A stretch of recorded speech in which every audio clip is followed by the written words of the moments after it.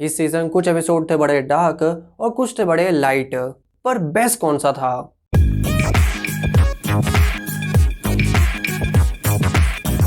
Hello दोस्तों, और आज हम रैंक करेंगे व्हाट इफ के 9 एपिसोड्स को नंबर 9 से लेकर नंबर 1। और ये जो रैंकिंग है ये मैं आपको पहले ही बता दूं कि ये मेरी रैंकिंग है, तो आप भी मुझे अपनी रैंकिंग बता सकते हैं नीचे कमेंट्स में। So let's start. नंबर 9 पे आएगा what if Killmonger rescued Tony Stark. तो ये मेरा अकेले का तो नहीं, मेरे हिसाब से कई फैंस मानेंगे कि ये सबसे वीक एपिसोड था। ऐसा लगा कि एपिसोड किसी अलग ही स्पीड में चल रहा था, जिससे किलमॉन्गर का प्लान इतना अच्छे से दिखा नहीं पाए वो। ऑफ कोर्स किलमॉन्गर एक बहुत ही बढ़िया विलन था ब्लैक पैंथर मूवी में, और उसके वहाँ पे हिट होने की वजह थी माइकल बी जॉर्डन की एक्टिंग, और जिस तरह से वो विलन की बैक स्टोरी दिखाई गई वो भी वहाँ पे बहुत ही अच्छी लगी थी। पर यहाँ पे कुछ ऐसा इंटरेस्टिंग देखने को नहीं मिला जिससे हम शॉक हो जाए। किलमॉन्गर यहाँ पे विलन था और वो यहाँ पे एक प्लेन विलन ही लगा। आई थिंक उन्होंने ये सोचा होगा कि किलमॉन्गर और टोनी स्टार्क की दोस्ती यहाँ पे मजेदार लगे, पर उसमें कुछ इतना इंटरेस्टिंग था नहीं, सिवाय इस बात के कि अगर टोनी स्टार्क उस गुफा में किडनैप नहीं होता तो वो एक जीनियस, करोड़पति, रोमियो, समाज सेवक ही रहता। और वो दोस्ती में इतना दम भी हमें देखने को नहीं मिला।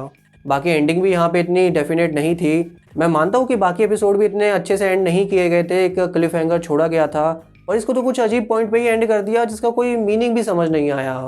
नंबर 8 पे मैं रखूंगा व्हाट इफ का episode 9 watch broke his oath.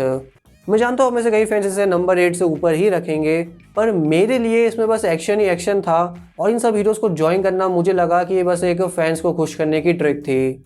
मैं मानता हूँ कि एपिसोड में एक्शन बहुत ही धमाकेदार था, पर स्टोरी वैसे इसमें कुछ ज़्यादा देखने को मिली नहीं।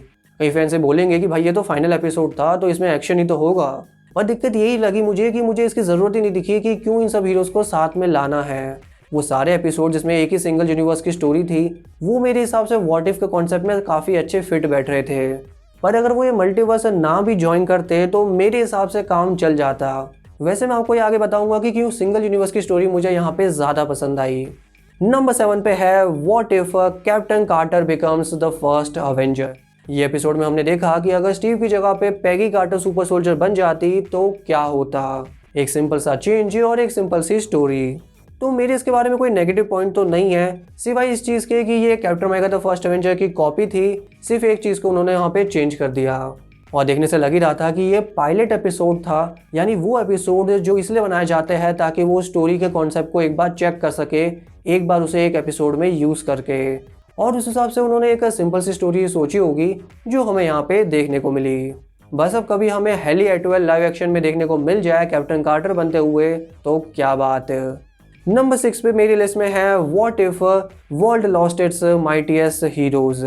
जी हम देखते हैं कि मर्डर मिस्ट्री की एक एक करके सारे एवेंजर मर रहे हैं, और एंड पता चलता है कि इस सब के पीछे हैंक पिम थे। एपिसोड की स्टार्टिंग तो अच्छी थी कि कैसे हमारे यूनिवर्स में एक ही हफ्ते में ये सारे हीरोज एक साथ मिले थे और वो यहाँ पे एक एक करके स्वर्ग सिधार रहे हैं। और जिस तरह से उन्होंने यहाँ पे निक फ्यूरी का कैरेक्टर दिखाया वो पूरे यहाँ पे शील्ड के एक बढ़िया एजेंट लगे। बस हैंक पिम वाला रिवील मेरे हिसाब से हल्का पड़ गया। आई मीन हैंक पिम एक बहुत ही खतरनाक विलन बन सकता है, जो हमें यहाँ पे देखने को मिला भी, क्योंकि हम जानते हैं कि ये पिम पार्टिकल्स का हमारे दिमाग पे बहुत ही बुरा असर होता है, और उसी वजह से एंटमैन मूवी में भी डेरेन क्रॉस येलो जैकेट नाम का विलन बन जाता है क्योंकि उसका मेंटल स्टेट बिगड़ चुका था। और यहाँ पे मुझे लगा कि उन्होंने ये रिवील थोड़ा जल्दबाजी में कर दिया और उसे जल्दी में एंड भी कर दिया। थोड़ा अगर वो हैंक और होप की बैक स्टोरी दिखा पाते तो मेरे हिसाब से ये और अच्छा एपिसोड बन सकता था।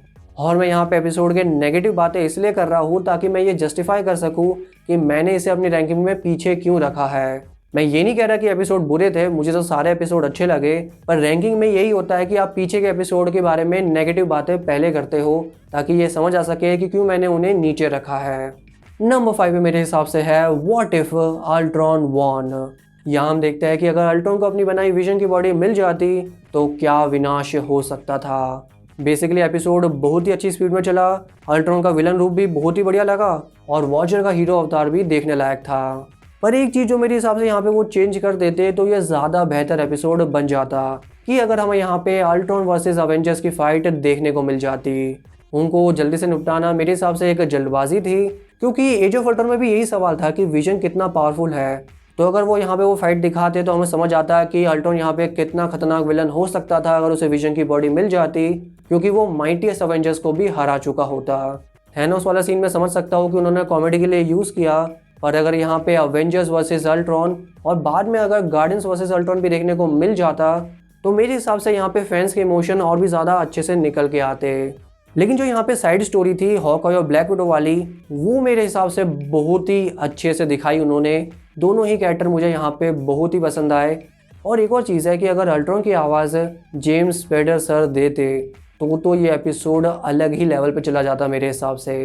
नंबर 4 पे है what if doctor strange lost his heart. ये हम देखते हैं कि अगर क्रिस्टीन जिंदा ना रहती तो ये बात स्टीवन की ज़िंदगी में कितने बुरे रंग ला सकती थी। एक सिंपल सा उन्होंने डॉक्टर स्ट्रेंज की स्टोरी में चेंज कर दिया और जैसा हम एक डार्क एपिसोड देखना चाहते थे वो यहाँ पे हमें बहुत ही अच्छे से देखने को मिला। और यहाँ पे जो बेनेडिक्ट कम्बरबैच की एक्टिंग थी वो दिखाता है कि एमसीयू के फ्यूचर में वो कितना इंपॉर्टेंट रोल प्ले करने वाले हैं।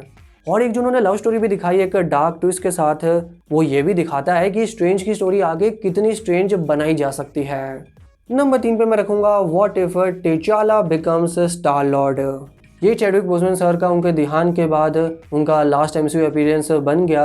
हालांकि वो हमें आगे भी देखने को मिले, पर मेरे हिसाब से उनका सही फेयरवेल हमें यहाँ पे देखने को मिला। यहाँ हम देखते हैं कि पीटर क्विल की जगह पे अगर यॉन्डू टिचाला को किडनैप कर लेता तो गैलेक्सी कितनी अलग होती। टिचाला की अच्छाई ने रेवेजर्स जैसे चोरों का और थैनोस जैसे विलन का भी हृदय परिवर्तन कर दिया। वहीं यहाँ पे जो नेब्यूला, थैनोस और यॉन्डू के साथ एक हाई स्टोरी बनाई गई वो भी कुछ नयापन दे पाई एक बेसिक स्टोरी में। बाकी मुझे एपिसोड कंप्लीट भी लगा। कॉमेडी, एक्शन और ड्रामा सब अच्छे से बैलेंस किया गया। नंबर 2 पे मेरी लिस्ट में होगा पार्टी थॉर वाला एपिसोड। इसे नंबर 2 पे रखने की एक बड़ी वजह तो ये है कि थॉर मेरा फेवरेट है, पर मेन चीज़ ये है कि उन्होंने यहाँ पे हेम्सवर्थ के कॉमेडी स्किल्स का बहुत ही अच्छे से यूज़ किया। मैंने आपको पहले भी बताया था कि उन्होंने थॉर डार्क वर्ल्ड में कोशिश की थी कि वो थॉर को एक सीरियस सुपर हीरो बना दे, और वो बाद में समझ गए कि हेम्सवर्थ यहाँ पे बहुत ही अच्छी कॉमेडी करते हैं, तो उन्होंने आगे उनकी फ़नी साइड पे ही ज़्यादा फोकस किया। तो यहाँ पे बेसिक स्टोरी भी अच्छी थी और हर सीन में कॉमेडी भी भरपूर थी। शायद ही कोई सीन ऐसा होगा जहाँ पे मैं नहीं हंसा होऊंगा। कुछ फैंस इसे शायद बेवकूफ़ी भरा एपिसोड बोल सकते हैं, पर इसका काम था हमें हंसाना, और वो तो इसने बहुत ही अच्छे से किया है, तो मुझे तो इससे कोई प्रॉब्लम नहीं है। और अगर आप भी थॉर के फ़ैन हैं तो वीडियो को लाइक कर दो बॉस। और फाइनली नंबर 1 पे है ज़ॉम्बीज़ वाला एपिसोड। जब से इस सीरीज़ के ट्रेलर आए थे तब से इसी स्टोरी की सबसे ज़्यादा एक्साइटमेंट फैंस के बीच में थी, और मेरे हिसाब से तो ये व्हाट इफ के सारे एपिसोड में सबसे बेस्ट था। आप पूछेंगे कि ऐसा क्या था इसमें? देखो उन्होंने यहाँ पे क्या किया कि यहाँ पे ड्रामा, कॉमेडी और एक्शन और इमोशन सबका एक बहुत ही अच्छा कॉम्बिनेशन था।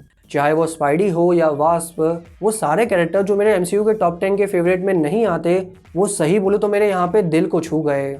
वहीं हर सीन में एक ऐसा ट्विस्ट था जो इस एपिसोड को हर मिनट और इंटरेस्टिंग बना रहा था। और बात ये भी है कि हमें यहाँ पे एक कंप्लीट स्टोरी देखने को मिली, जहाँ उन्होंने जितने भी यहाँ पे हीरो दिखाए सबको बहुत ही अच्छी तरह से यूज़ किया। तो ये थी मेरी लिस्ट। आप बताएं मुझे अपनी लिस्ट कमेंट्स में, या आप यही बता दीजिए कि आपका फेवरेट एपिसोड कौन सा था। और अगर आपको आगे ऐसी और वीडियोस चाहिए तो आप मुझे सब्सक्राइब भी कर सकते हैं। चलिए मिलते हैं अगली वीडियो में, तब तक के लिए बाय।